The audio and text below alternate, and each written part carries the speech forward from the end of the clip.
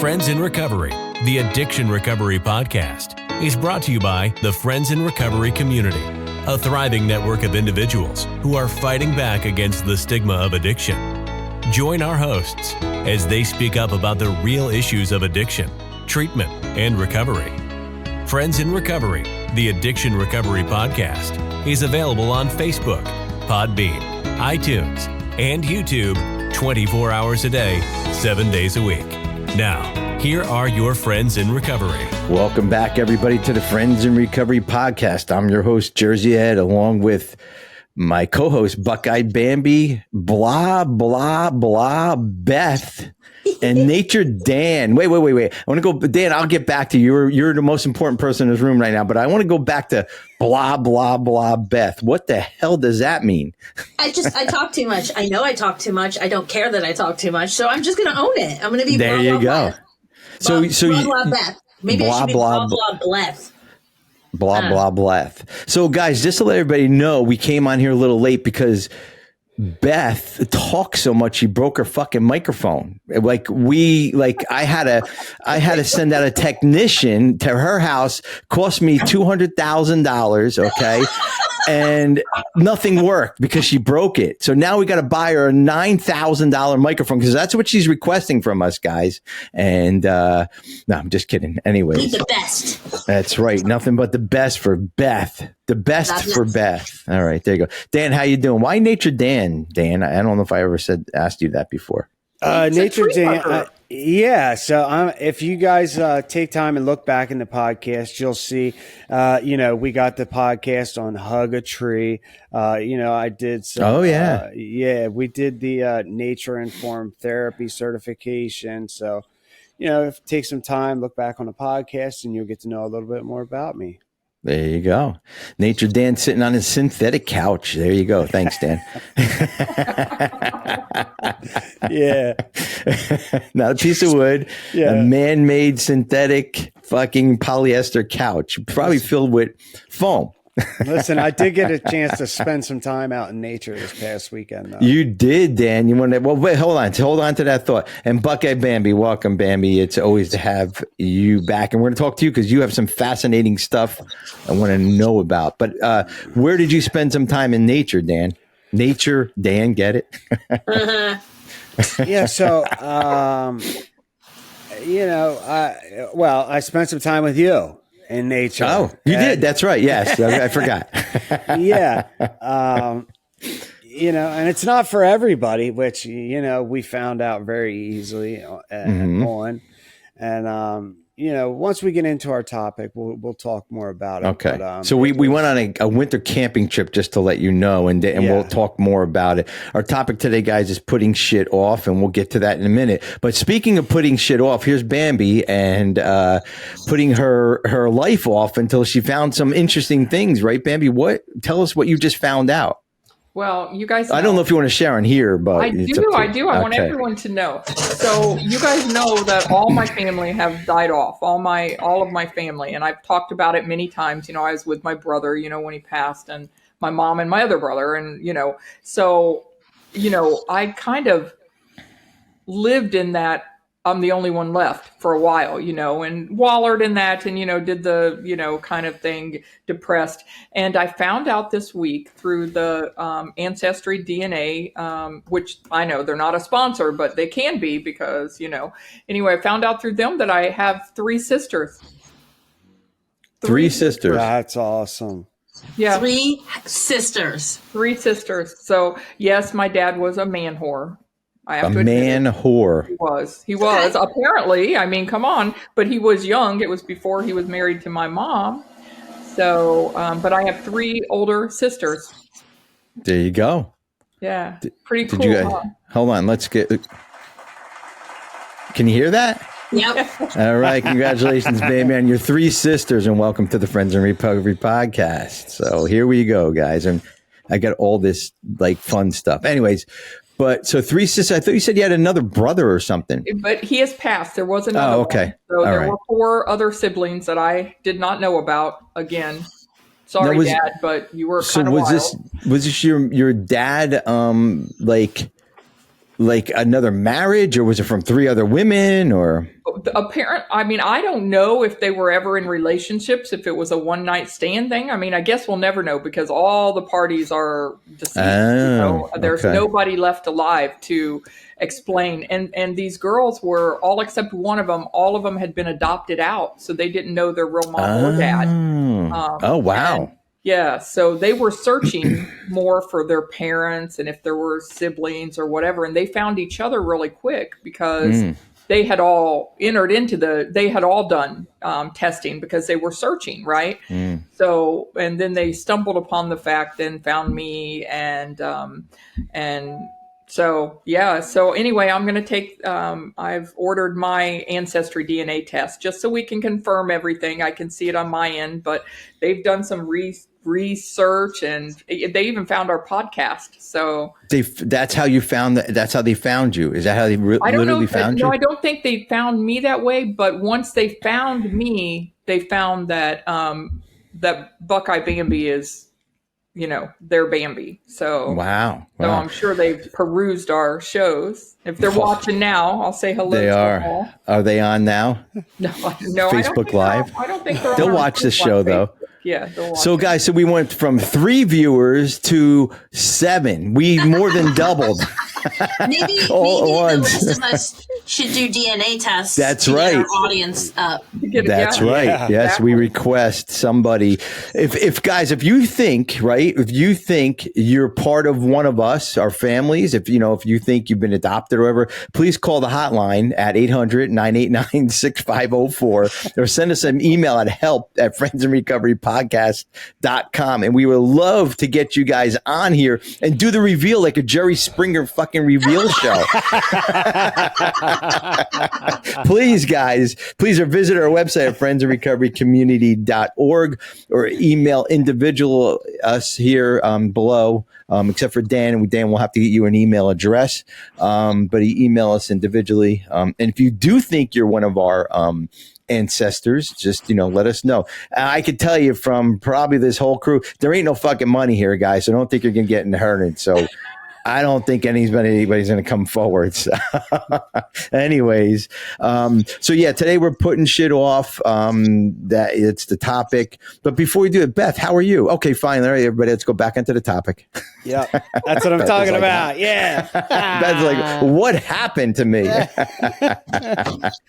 No, Beth, I love you. How are you, Beth? I'm good. Okay, good. Is that all you want to say? I have nothing to say.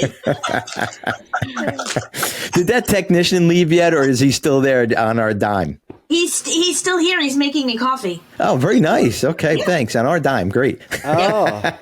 Is his name Dan, by the way? Yeah. Can you reveal Dan? Can he come in and say hello to the audience? He's actually not here right now. I was just joking. He just left to go work out. Oh, so you have a house boy coming in and making you coffee. Does Dan know about that? A pool boy. Maybe he'll put a pool in.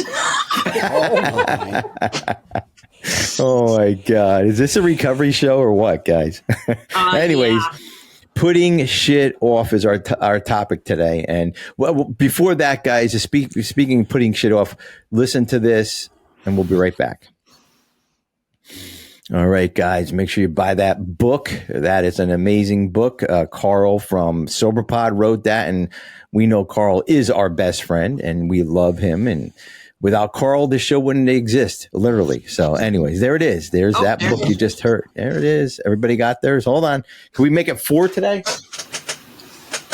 Let's see. Hold them up. There you go, Carl. It's all for you. There you go. All right, go listen to SoberPod and fuck off. Anyways, it's one of those days today. I want to get this done because I'm going to a boat show.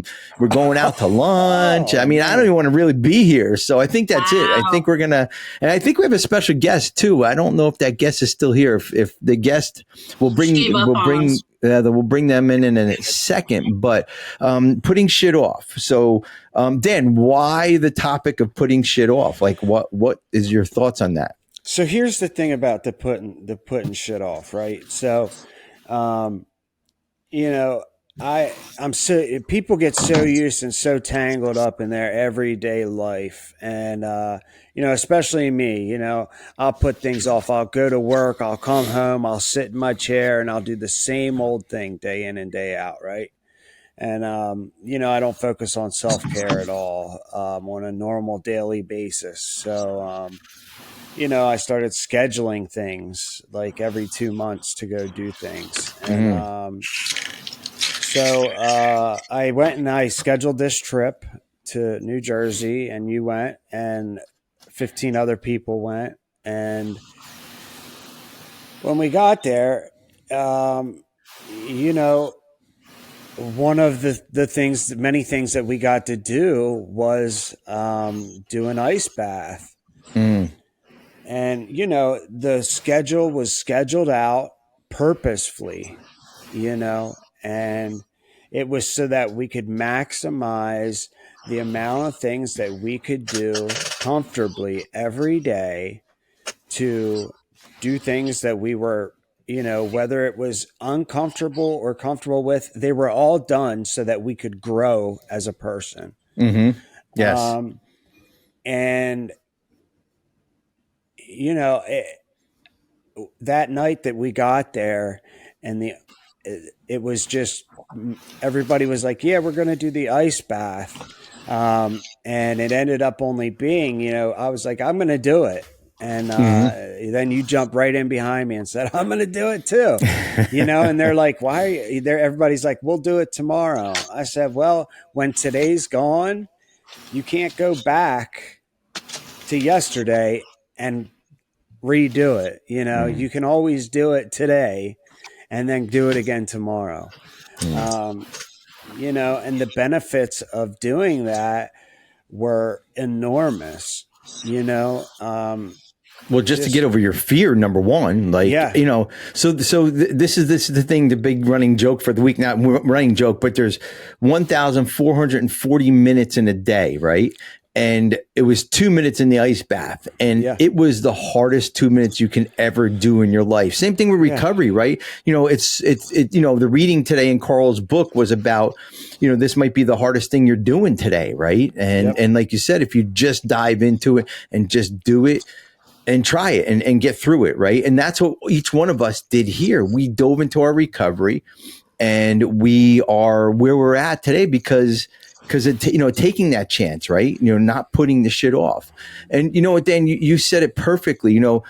We can never get tomorrow back. I mean, yesterday back, right? Yep. And I always say, remember tomorrow. So the minute you want to go do something or you want to try something and you put it off, remember tomorrow, guys, because when you wake up tomorrow morning, will you be upset you didn't do it? Will you be happy you didn't do it? Will you, are you just going to kind of, like you said, sit on a couch? I mean, that all resonated with me. And that was me big time when I was drinking, big time when I was drinking, that the only thing I ever did was sit at a bar or sit in the house and drink. That was it. I had 4 beautiful kids running around. I had, a house, everything. I just didn't do anything, So, Bambi, what's your thoughts on this putting shit off? Because you're not that putter offer though, aren't you? No, I'm not normally, but I have some thoughts. First, I want to tell Dan, he said that the schedule is made comfortably. Comfortably and ice bath do not go in the same sentence ever.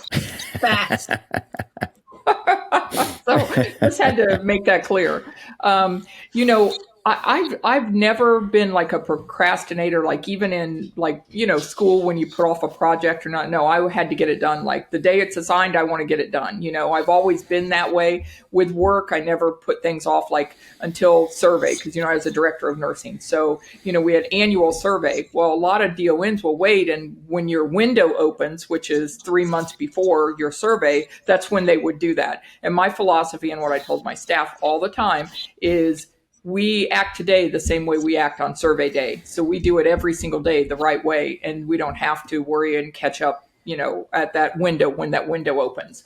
So I've never been that way. But this year, I really realized how important it is to never wait for tomorrow, because any of our older listeners know my husband literally dropped dead on the beach this summer and was on a ventilator, and we didn't know if we were ever going to get him back and how long he was without oxygen and stuff. And it really changed both of us, truly, to have that and to think, you can't wait. When he left that day, I was kind of mad at him because I was sick and I didn't want him to go fishing because I just went to the urgent care. And so when he left, I was mad at him. I didn't give him a hug. I didn't give him a kiss, because I was pouty. I was sick. I was laying in the bed. And now he's leaving me to go fishing. And I was mad. That went through my mind the whole time that he was on the ventilator. I was mad at him as he walked out that door in the morning. And I think it's changed both of us, that we don't want to put off anything that we need to do, because you never know. And something like that just drives it home. We hear those stories, guys, all the time, right? And that's never going to happen to me. Well, it happened to you, right, Bambi? And you probably heard, I heard them stories all the time, whatever. And thank God the outcome was the outcome the way it was, that Matt's still around and he's fine today. But like it could happen to any of us, like jump in your car and you can never come back. You know what I mean? We just had to put down our dog yesterday, and it was sad. He gave us 16 good years of our lives. But, as I kind of woke up this morning, I really thought, I'm like, was I the best dog dad ever? Was I, start questioning myself. And, I don't know if there's a way that we can never have those questions, right? Was I a good dad? Was I a good dog dad? Was I a good husband? Was I a good father, wife, whatever it is, brother, sister? But I don't, I think less and less. Like we spoke on the meeting before, we were on our Friends in Recovery meetings before that. If I can do that less and less, right, and be better and better, I think that's growth. That's definitely growth. I'm never going to be perfect. It's never not going to, be like, rainbows and unicorns, but it's just going to be, it's going to be what it is. And the other thing is, never question yourself, guys, unless you need to question yourself, right? If you're doing everything and you're making a mistake here and there, that's fine. But if you're questioning yourself, there's a reason why, right? And dig deeper into it and find out what that reason why is, and then just work through it, make it better tomorrow. I always say, remember tomorrow, whatever you're doing today, remember tomorrow. If it's with a dog, a kid, a husband, whatever it is, kids grow up. I never thought we'd be empty nesters. Kids grow up and we have nobody left in the house. I never thought that would ever happen with 5 kids. Right. And here it is. And I know, right? Ouch. My brain just snapped. Well, I did 24-hour podcast when I had 5 kids.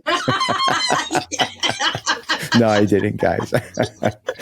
But how about you, Beth? It really runs. He was running Yes, away. Exactly. Yes, I'm running away. How about you, Beth? What about putting shit off? I gotta tell you, I ebb and flow with this a lot. And it comes down to my anxiety. It comes down to my depression. There are just times where I cannot do. And having that as like a part of who I am.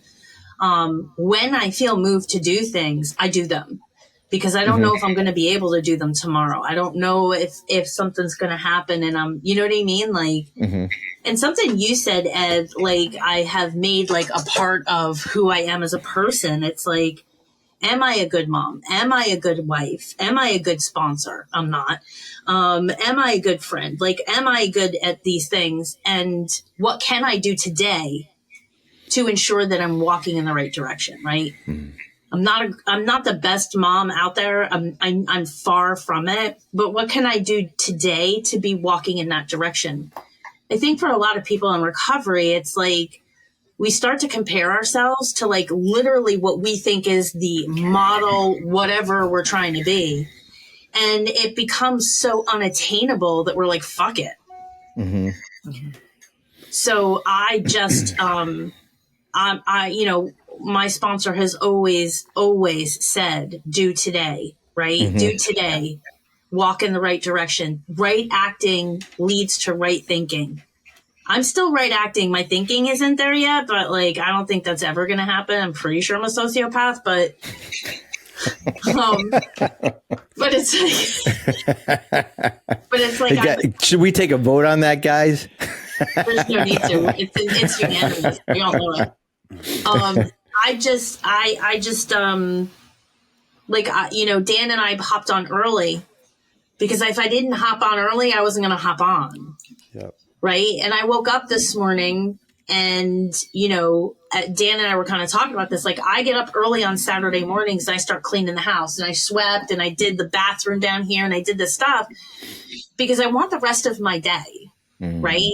And I can either spend the day thinking I'm enjoying myself sewing, I'm enjoying myself on the podcast, I'm enjoying quilting, but here I'm like, but don't forget, you have to work, you have to do the bathroom, don't forget, you have to clean the house.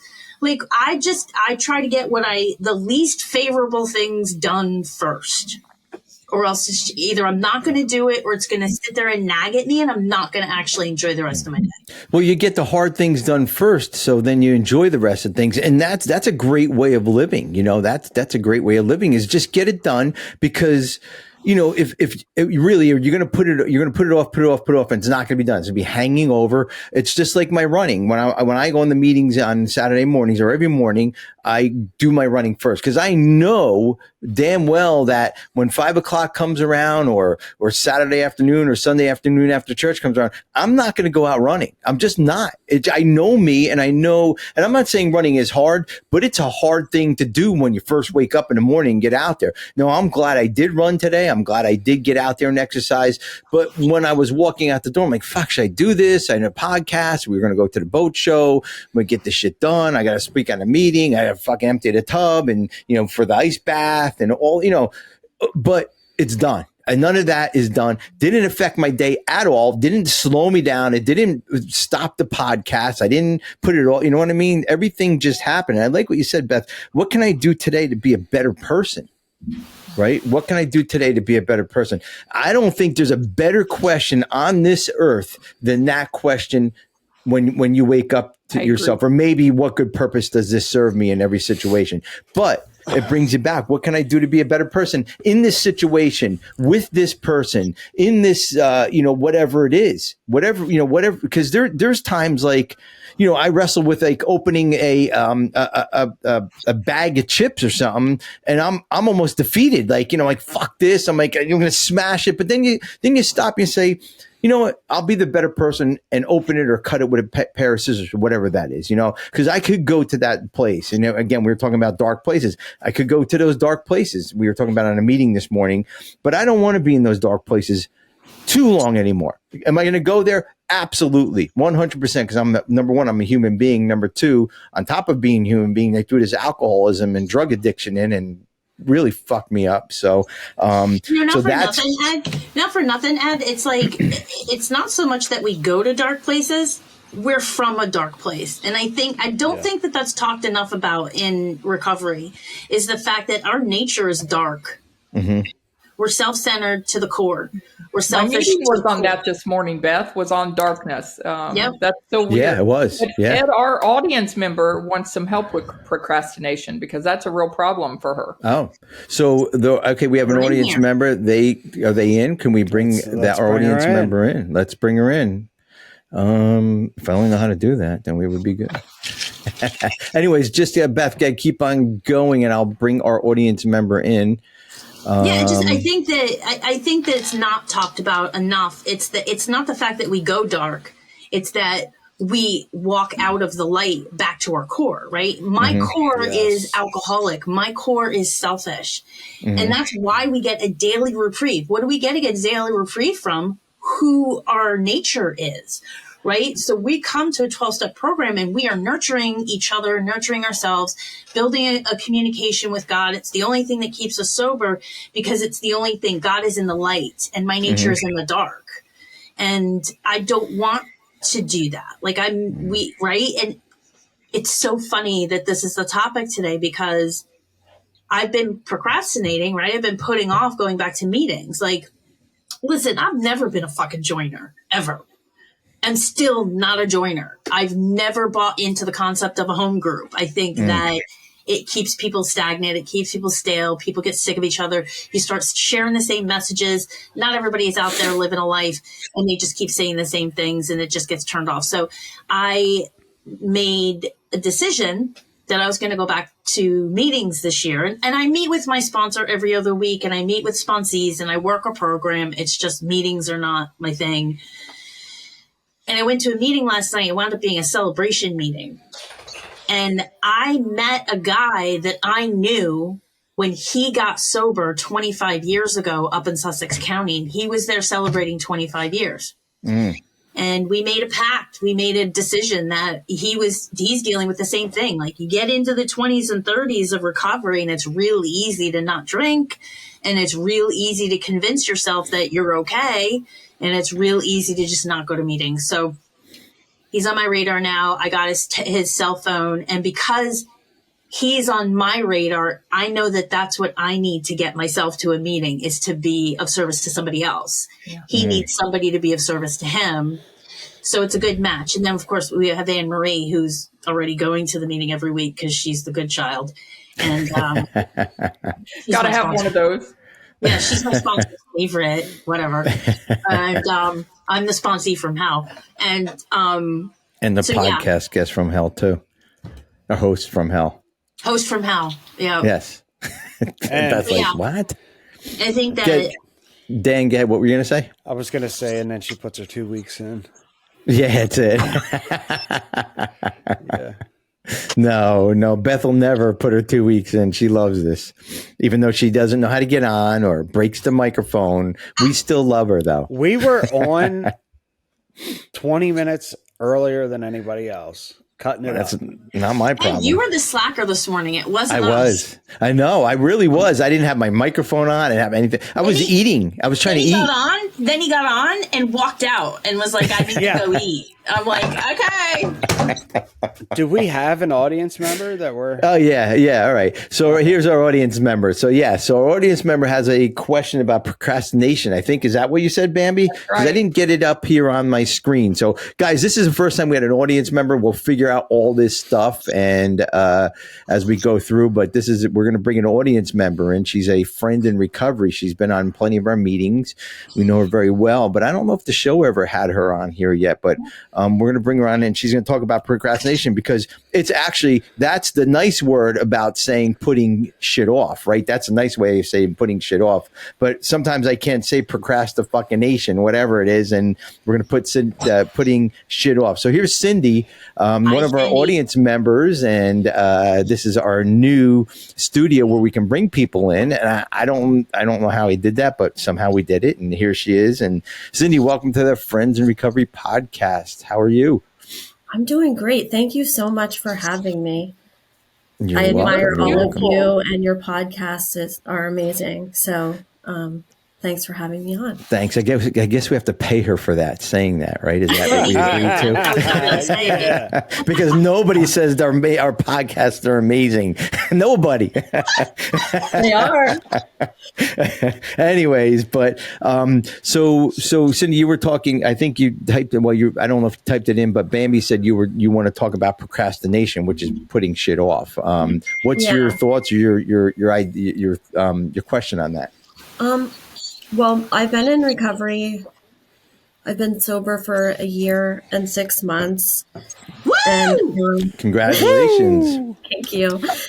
And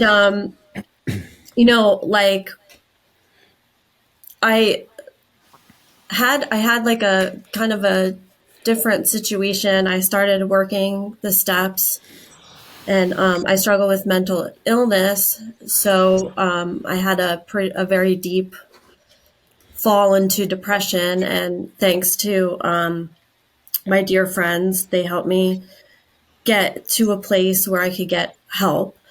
Like during that time, I was seeing a therapist, and he told me, like, I had started working the steps, and he told me to stop working them because I had a lot of trauma that I had to work through. But when I went away and got help, they really focused on the trauma, and a lot of that had been healed. But now that was probably 7 months ago, and I still haven't started working the steps yet. So, I mean, I'm on step 4, but I didn't finish it, and I really, I feel like procrastination has always been something that I've struggled with, even, before I became sober. And it definitely, it's like, it's better that some people have said, like, rip the Band-Aid off. Like, it's hard, but it's going to feel better once you take action.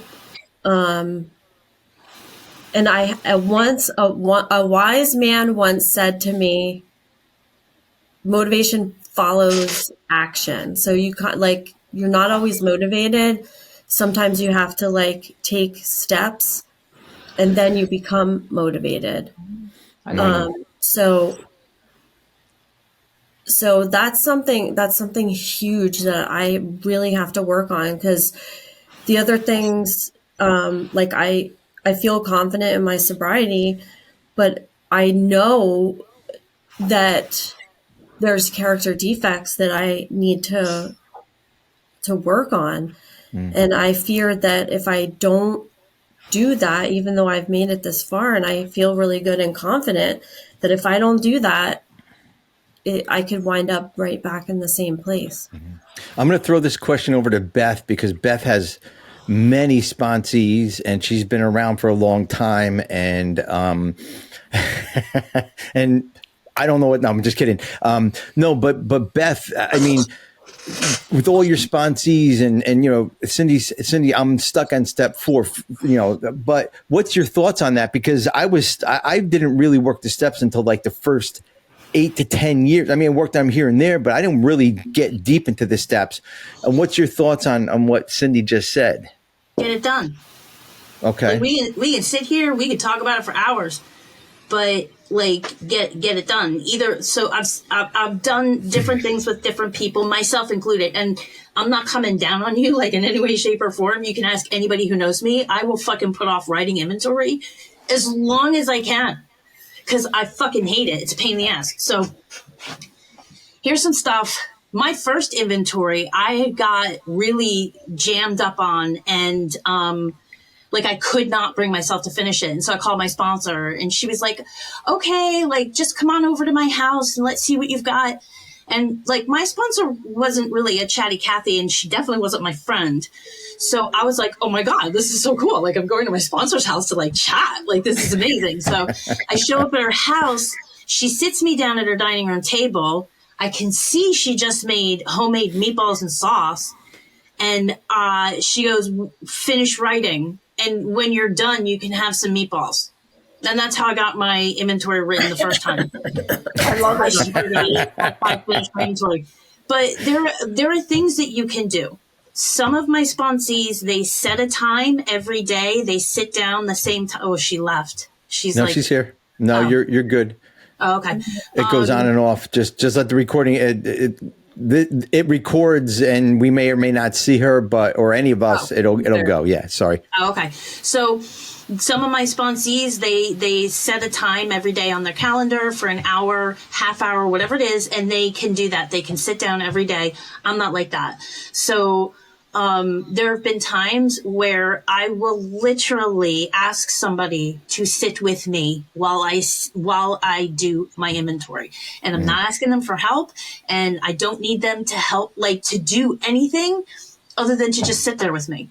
So, you know what I mean? Like there have been times where it's like Anne-Marie will bring a book and she'll sit down, and it's the only way I can make myself accountable to actually sit down and write, because she's sitting right in front of me.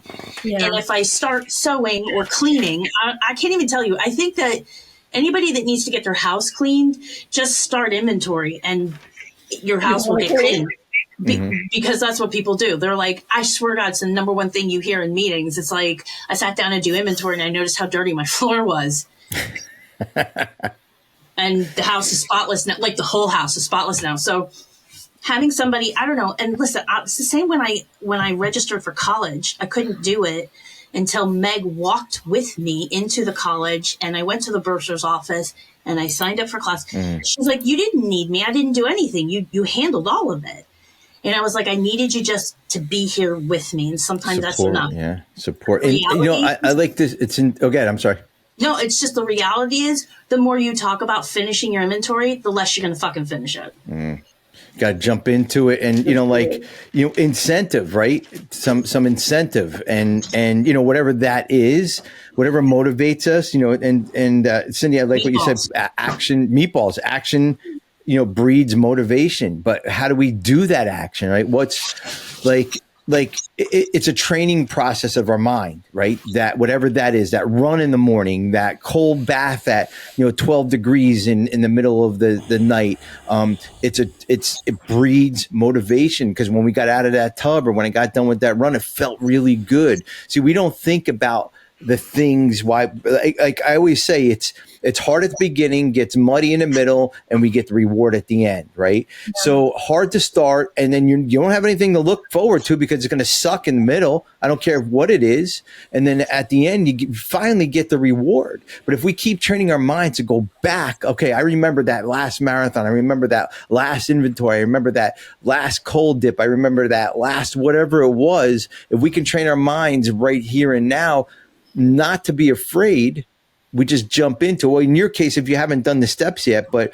and that's why I said incentives. Is there an incentive when you get it done? Like, what's your reward? Maybe talk to your sponsor, and maybe there's an incentive that you guys can come up with to get it done, Yeah. Is there a way to mail meatballs? Yes, there is, Bambi. You send people food all the time. I know that, the biggest reward is just that, like, I carry around a lot of baggage, and I know the biggest reward is to not have that baggage anymore and to understand how to get rid of it, to go through the process. But honestly, Cindy, you don't know that. You've been told that. You don't know that. Mm-hmm. Do you know what I mean? Like, you keep telling yourself, I know this is going to be a great reward. I'm going to feel better. You don't know that. You've never done it before. Like, you literally, you're out there in the wind on your own. Blind faith and direction from an excellent sponsor, by the way. You have excellent yes, choice. I do. She's the best. I'm not her sponsor, Beth. It can't be. Yeah, no, we're meeting on Friday, so we already have the meetings started. But yeah, I think along with what Ed said, it's a lot of this is training your brain and like recreating different pathways in your brain that lead you to a different outcome. Mm-hmm. I've heard that, like, I mean, if you can almost train your brain to think like that hard things is a positive thing. Like, doing hard things is a positive thing. Mm-hmm. So, well, and Dan, this is perfect for what we did this weekend. I think it was 10 degrees out. The water, we had to chip the ice off the top of the water, right? And the first thing I thought was, I'm going to die by sitting in there, right? But if I got the facts, if I got the right information, like Beth, you said, don't be out there in the wind. So I got the facts. I understood that hypothermia does not set in until about 10 minutes, right? So 2 minutes. Yeah, seriously, it doesn't. So 2 minutes. Because I was going into the water. Minutes before. Yeah, I know. But the facts is that, I know I'm going to be in there for 2 minutes, and it's nowhere near hyperthermia. I'm not going to get sick. Nothing's going to happen to me. But if I stood there and didn't do research, didn't find out any of this stuff, holy shit, man, I'm going to freeze to death. Oh my God, I'm not going to, all that stinking thinking in our brains, right? Is that what we say in the program? Stinking thinking. If we let our brains take over and not do what we know we're capable of doing, then we just let it, just everything just run wild, right? Run wild in our minds. And that's where we're stuck on our 4th step, or if we don't go into the cold plunge, or if we don't run that marathon, or if we don't, ask that girl on a date, or whatever it is, or that guy in the date, whatever that is, because we're afraid, oh yeah, if I ask this guy on a date, he or she's going to reject me. Well, how do you know that? How the fuck do you know that? If you have a fucking, like a crystal ball, let me know. And if you could predict the future, I'm your fucking agent, man. We're gonna make a ton of money. Nobody knows that. It's up here in our minds, guys. And once we overcome that shit in our minds, and Cindy, you're not the only one. We all do that. I mean, and we all talk about it on here, and it's procrastination. It's getting stuck, it's putting the shit off, whatever it is, Dan, I want to know your thoughts on this, like your thoughts about jumping in that cold bath, and maybe where Cindy's stuck at too, because I just want to hear your thoughts about it instead of me blabbing the whole. I mean, I feel time. like it's just like doing the cold plunge. I mean, if you don't do it, you're not going to get the results. That's just the long and short of it. Unless you do it, if nothing changes, nothing changes. That's it. Yeah. Yeah. How long do you want to feel like this, right? How long do you want to be, the other thing too, guys, is there's nothing wrong with saying I'm afraid, right? I'm afraid to do it. That's what procrastination is too. If somebody asked me to jump out of an airplane, I would say, no, I can't do it. Yeah, I can do it, right? It's possible, but let's see what's the underlying issue of that. The underlying issue is I'm afraid to, right? And I really don't want jumping out of a plane is not my thing. I just don't want to do that, with or without a parachute. I really don't want to do it. And it's okay to say I'm afraid or not interested. You just can't say I can't do step 4. I can't jump out of a plane. I can't get in the top. You can do anything you want. Your body can do anything you tell it, but we have self-limiting beliefs that tell us we can't. We're not good enough to do step 4. We're not good enough to jump in that tub. What's going to happen if I jump out of the plane? Whatever that is, whatever those self-limiting beliefs are, you can believe them or you can push through them and get to step 5 or whatever steps you're on. And Cindy just brought it up. I'm just using step 4 as an example. And a lot of people, Beth, I'm not no step guy, but that's where people get stuck, right? Is that a big sticking area? So Cindy's not alone. No, I mean, there are people that have been around for years that just haven't written their inventory, haven't actually worked the steps. And it's listen, it says in the book, if you buy into a 12-step process, you believe that God removed the problem because we're beyond human aid, right? That's the whole premise of a 12-step program. Doesn't matter what 12-step program it is. That's the whole premise. And if you don't buy that, don't do 12-step program. But it's a quality of life issue is what I call it, right? I like that. It's a quality of life issue. How free do you want to be, right? You want to get to that place like Ed, who is a fucking maniac and jumps in frozen water and runs for 20 miles. I don't think I've run 20 miles collectively my whole life. And he's out there running 23.1 miles or whatever a marathon is because he's fucking insane. But it's he gets to choose what he wants to do, right? Because he's worked the steps. He's gotten to a place. Here's some of the benefits that you're going to get from the different steps, right? When you take step 1, you understand that your life is unmanageable, not because you're an asshole or you're a loser. It's because you suffer from an ailment called alcoholism, right? When you start to really dig deep on step 2, you start to challenge every belief that you have and ask yourself, is this a current belief or is this an old belief that needs to be replaced? Where did that belief come from? I grew up thinking you can only paint your walls once, ever. Because I grew up in a 200-year-old house and my dad was constantly peeling layers and layers and layers of paint off of the original woodwork. And he was constantly who fucking paints this much? Who puts this much paint on? Right? So I lived in my house in Charlotte for 7 years and I never painted because I couldn't figure out that one color that was going to be good for life. So it's it's an old belief. I challenged it and I came and I fucking painted every fucking wall in this house 3 times already. I've been here a year. So I get to paint my house, right? And in step 3, we're making a decision and we're being accountable. That's it. That's all you have to do in step 3. Just make that decision that you're going to do 4 through 9. Step 4 is a fucking mess. But I know you have an excellent sponsor, and I know that she gave you some columns, and you're going to just put that shit on paper. It's not like you're going to find out something you didn't know. You were there the whole time. And you don't remember it because you're in a blackout. I highly doubt it's coming back now. So, you know what I mean? Like, just get the shit on paper. 5 is a risk, right? But okay, so the rewards of 4 is that even before you do 5, you're going to see where this shit came from. It's going to make sense. It's going to be out there in black and white, and you're going to go, yeah, I got to tell you, knowing what I knew at the time, I would make the same fucking decision today because I didn't know any better, or I know I can, I did that, or I didn't realize that was wrong, and I can go and make amends for that, or I can pay the money back.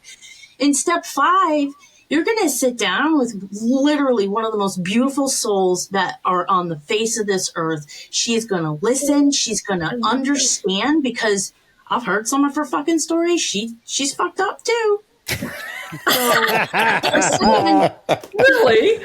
I know that's right. Just a little bit, right? Y'all know the secrets. Right? So then you walk away from that with your 6, 7, 8, and 9 all ready to go. And in step 6, we get to become ready. And the gift of 6 and 7 is my favorite experience in my whole fucking life. Understanding that this behavior or this character defect or this whatever, this self-protection is no longer serving me, and that God's just going to take it and give me something else in return, is literally physically life-changing. It's the most amazing feeling in the world. It is literally cooler than having a kid. Like pushing a baby out of your hoo-ha. It's cooler than that.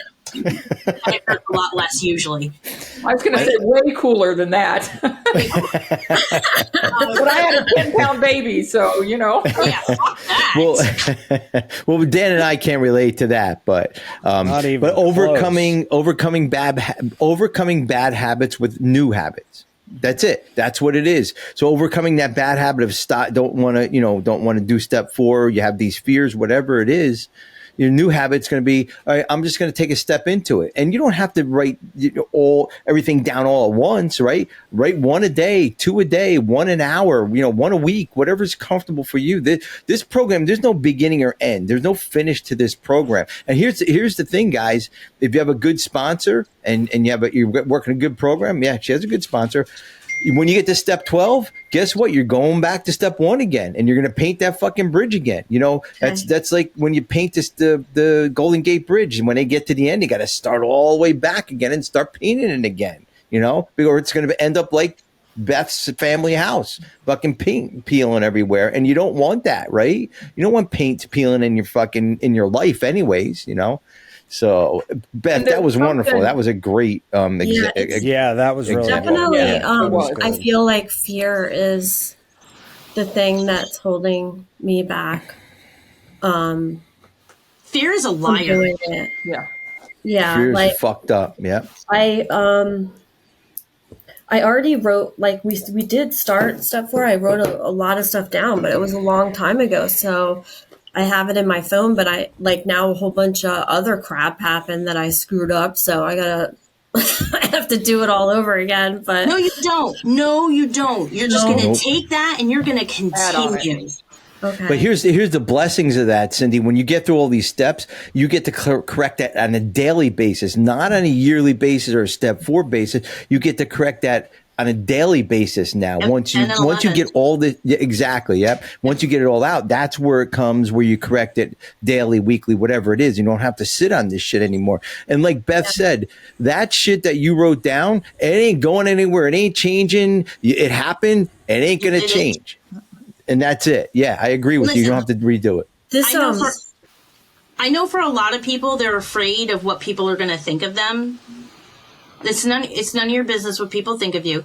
Tell us what the fear is. Actually, just Cindy, I'll tell you. I'll tell you. A lot of these character defects go all the way back from being molested when I was 4 years old. and I didn't tell anyone. And so my automatic instinct is to lie about everything, stupid things. That's complicated. I don't 100% sure understand why, but I felt like it was my fault. I felt dirty. I felt evil, bad. And I just have been hiding ever since. Well, those things aren't stupid, Cindy, at all. They're big deals to you, and they're not stupid. So you have to understand that, number one. And I'm no therapist, but all these things, whatever happens in our lives, whatever holds us back isn't stupid. We have to get through them. And, and you are. I mean, look, I don't, look at your life and see where you've come from to where you're at today. A lot of us don't do that, right? Even Beth, you and I with bigger numbers in recovery, sometimes I think, well, do I really know that? Right. So I have to look back and see where I've come from. And that's what you definitely need to do, and especially step 4, you're going to look at all that and you're going to say, not that person anymore. I'm not that fucking person anymore. Right. But what I think is really, really important, and I'm so glad that you have Bambi as a sponsor, is here. Listen, I come from the exact same background, and I was abused until I was 16. And you're going to put those resentments down on paper. I promise you that you are not responsible, right? Your part gets pushed aside because you don't have a part. You are an innocent child who had something happen to them and done to them. You're not responsible for that. But as we move through recovery, right, you said it so eloquently that that you lie. That lying is attached to that. Let's look at the lying, right? So we're just going to look at the lying as a character defect. And we're going to move through that, right? And you have a second step. You have a higher power. So we're going to look at the lying, right? Because you don't, right? We all did things, right? All character defects are levels of self-protection. Honey, you needed that self-protection. You were being harmed. So, but now that self-protection is no longer necessary because God has your back. We have your back. We have checks and balances. However you want to make yourself feel safe, you don't need that self-protection anymore. And this 4th step process is going to help you separate out, right, what happened and what you did to combat it. Because we don't need to do that anymore. We're on different footing, right? We've stepped from bridge to shore, right? In the second step, we step from bridge to shore and we're on solid footing. And you need to trust that. I highly suggest actually physically writing your inventory with somebody in the room. Okay. You will feel safer. You will feel supported. You don't have to talk to them. You don't have to do anything, but somebody that you trust and love, go to Bambi's house, sit down and just write. She'll play with the dogs. The dogs will lick you. It'll be epic. I will send you meatballs. But it's like the trauma of what you went through, it clouds the lenses that you look through life at, right? Look at life through. This process is going to change those lenses and give you some freedom so that you can actually go to therapy and deal with the trauma instead of compounding it and shoving it down further and further by talking about it, but not being able to get out of the lenses. Does that make sense? Yeah, it totally does. It's just, I don't know. It's like, I'm going to do this and I thank you for all of your advice. It's been going on for so long. I'm just so sick of being the way that I am. I know I'm a good person, but that's just that automatic instinct to just, because I'm afraid of what people are going to think of. Like, there's a million reasons why I'm afraid. And I just don't want to be like that anymore. Yeah. Well, the And good fear news holds is us. we have an inventory just for fear. So after you finish resentments, you can get into the fears. Sorry, that didn't make you feel any better. Thanks, Beth. No, believe me, I'm sorry. I'm getting so emotional. It's just, But that's what you're supposed to do. You're doing Yeah. exactly what you're supposed to do. People that go through, listen, I took a girl through the steps once. She literally went through it linearly and like with her head. She didn't cry once. She didn't press. She drank. This is about getting this connected, right? And you have that already, and it's painful, right? My sponsor was like, you gotta feel all that shit that you shoved down there for years. Dude, I cried.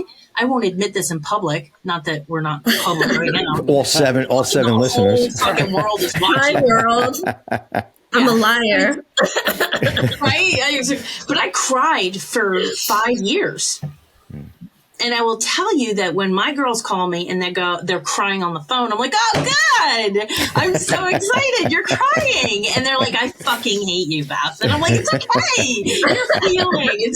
The good news is you get your feelings back. The bad news is you get your feelings back. That is true. That is true. You're an amazing, amazing human being first of all, you allowed God in enough to keep you from drinking for as long as you have. That's a gift, and you are honoring that gift by pushing through where you can. Don't judge yourself if you're pushing and nothing's happening, right? Nothing happens in God's world by mistake.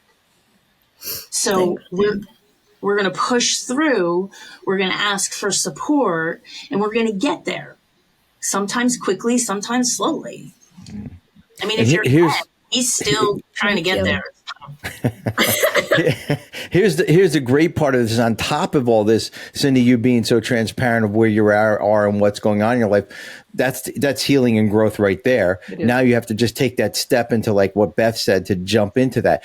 You're also empowering women to come up, not on a podcast format, but in their, with their sponsor, in their lives, with their therapist, to be okay and talk about these things, whatever these things are. If it's what happened to you, Beth, whatever, whatever it is, now you're empowering people to come through and it's okay to talk about this, and whatever avenue they want to. I did my last 4th and 5th step with my therapist. My sponsor suggested I do that, and it cost me a lot of money, but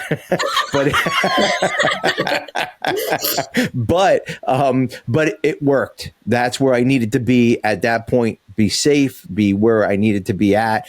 And so whatever that looks like for each and every one of us out there, we have to do it. And you have to take you don't have to, but I suggest you take the suggestions, what Beth, not you, Cindy, but out there, everybody out there, like what Beth said, what your sponsor says, what anybody who you come across, listen to those suggestions, because sometimes we're not in the right mind to say things. We're in the right mind to get it out, but not in the right mind to really, is this the way I go? Right. I'm never in the right mind to understand where I'm going.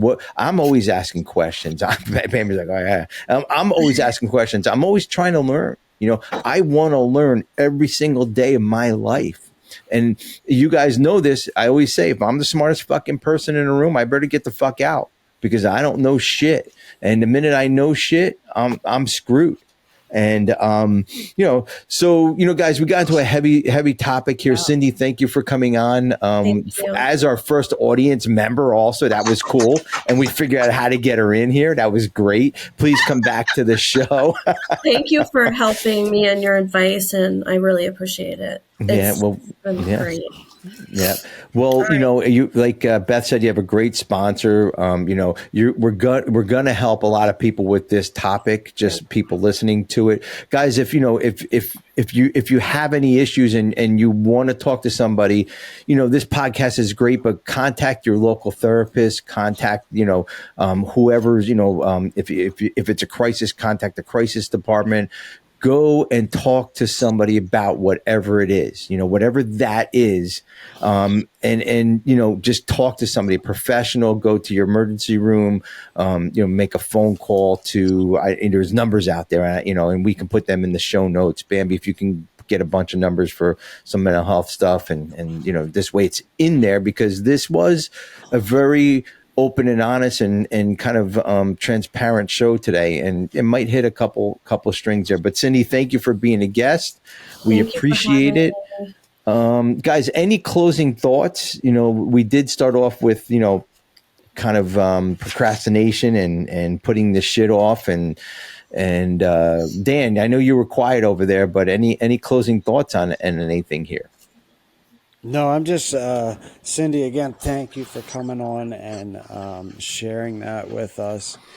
And if nobody told you guys today, I love you. Love you too. Thanks, Dan. Beth, I know you did a lot of talking, but anything before we close? Blah, You blah, were blah, amazing. Blah, blah, blah. And Beth. Now, guys, you know why she broke her microphone. There you go. And of course, the sponsor of the sponsee here is Bambi. She's amazing. And Bambi, I mean, you know, you want to close with anything? Yeah. First of all, I want everyone out there listening to know that there is, just like a 911 number, there's a 988 number that you can call at any time, 24/7, and they'll connect you with someone mental health wise. So that's the main hotline number. Just like you're dialing 911, someone always answers. You dial 988, someone answers. So I want to put that out there. And then I just want to say, I love you, girl. I love you too.